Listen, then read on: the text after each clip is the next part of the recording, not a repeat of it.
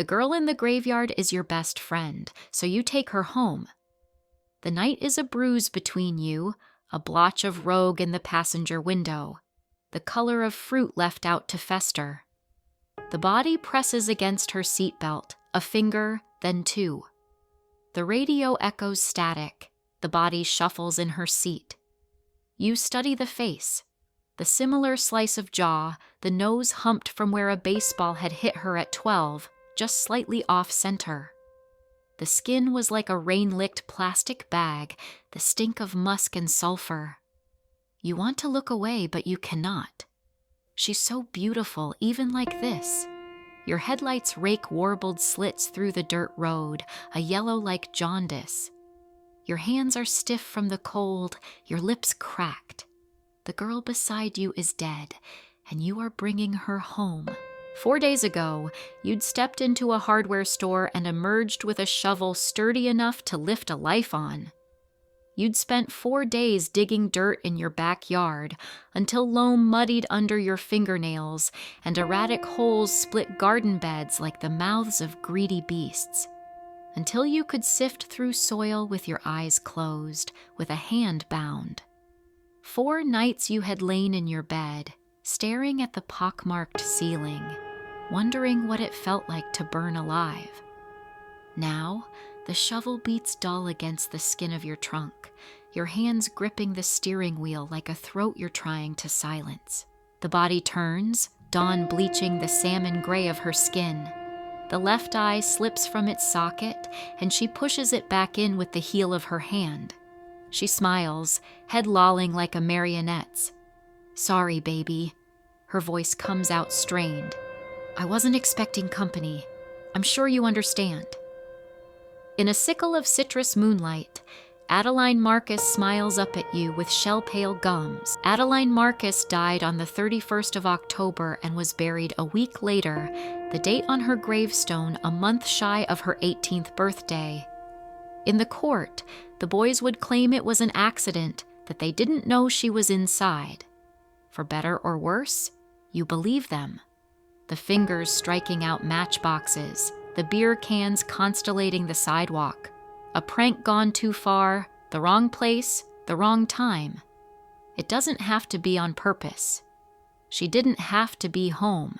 The coroner ruled it suffocation, but all you can imagine is a flame like a stiff palm, striking over and over. Adeline had crawled from the mouth of the home on her hands and knees. She was dead by the time she reached the pavement, her Sunday dress singed up to her knees, the dress you knew well enough. Either way, the boys were left with 25 to life, and the Marcuses were left with a dead daughter, a ring of ash like chalk on the pavement. You were left with a misplaced guilt like hunger, a guilt like an Ouroboros, choking on the tail, swallowing the head, eating yourself alive and being unable to stop, even as it consumes you. Because this wasn't the sort of thing that happened to good people.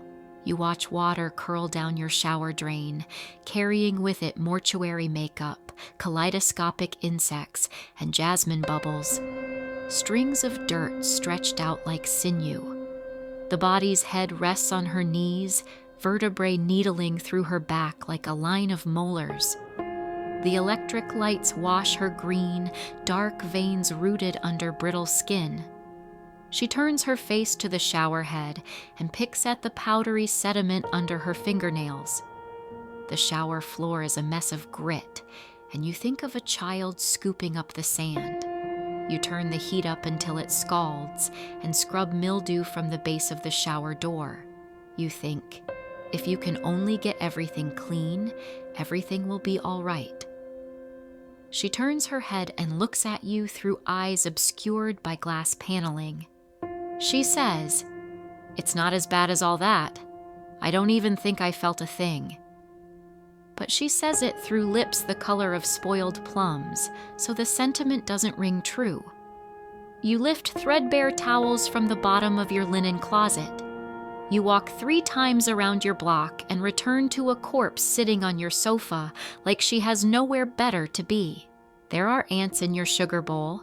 You try to remove them, lift their crystal-knotted bodies on the prong of a fork, but they slip between the gaps, and you are left with a mess bigger than when you started. Tea-brown sludge bleeding from thoraxes and the stink of vinegar.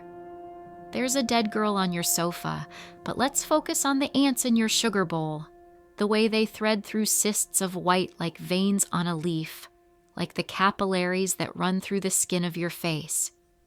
You make tea anyway. You add too much milk and sit cross-legged in front of the body.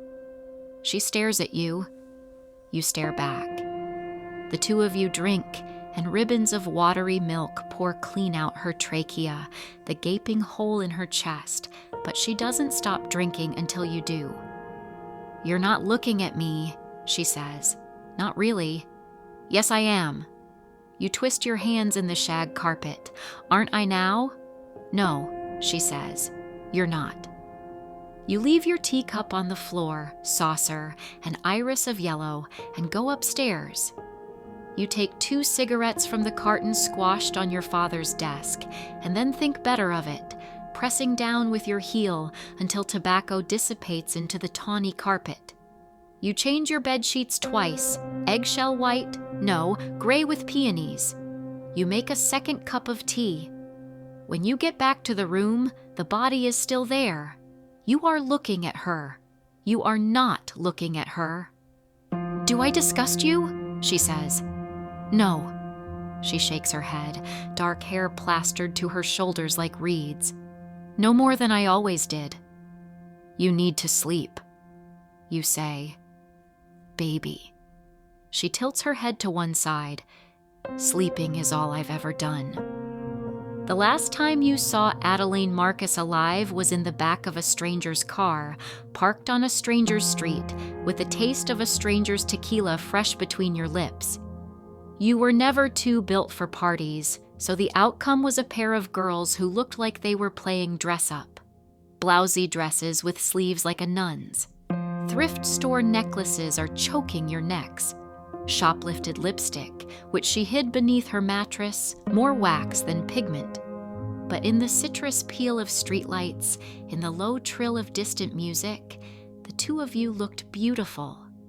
She had her legs curled under her and was sitting sideways in the back seat, her hand resting on your knee and the other palmed against the window, a song on her lips that you couldn't quite place.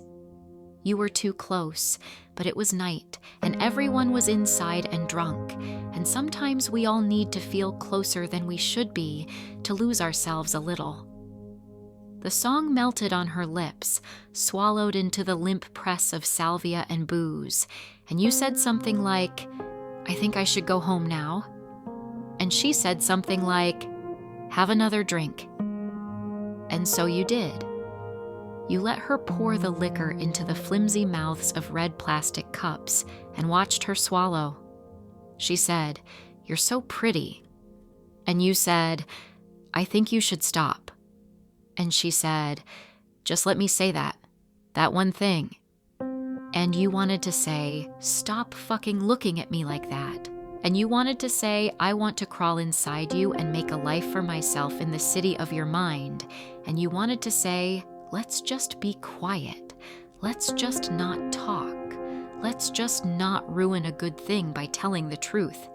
Instead, you pushed open the passenger door, stumbled out onto the skin of vein blue sidewalk.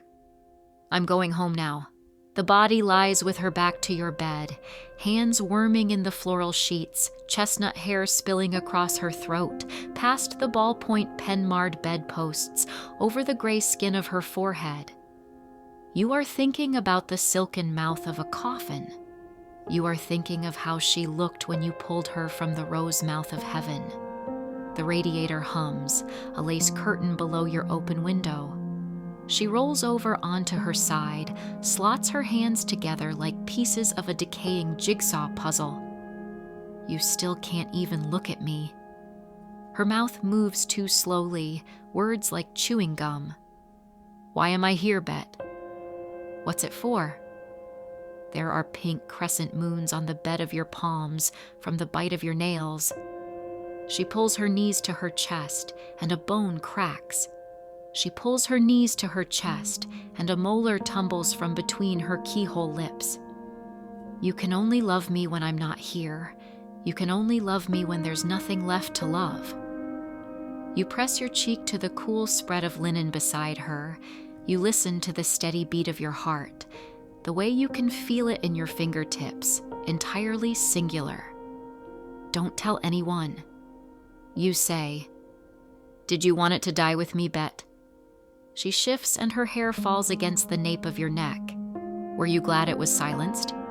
Don't tell anyone. You say it again. She sighs, lies herself back down so you're face to face. Crooked nose, eye pulling from its socket, the onset of gray-green decay wreathing her jaw, the smell of soil and rot and cicada-heavy nighttime. Who could I tell? She brushes your hand. I'm not really here. And suddenly, you can imagine it is your fists splitting beer cans in two like overripe fruit. It is your fingers on the matchbox, your fingers striking out. But you both know the house would still be on fire, and you both know you'd leave alone. You take her hand. You put your face in the crook of her neck and beg forgiveness from a ghost.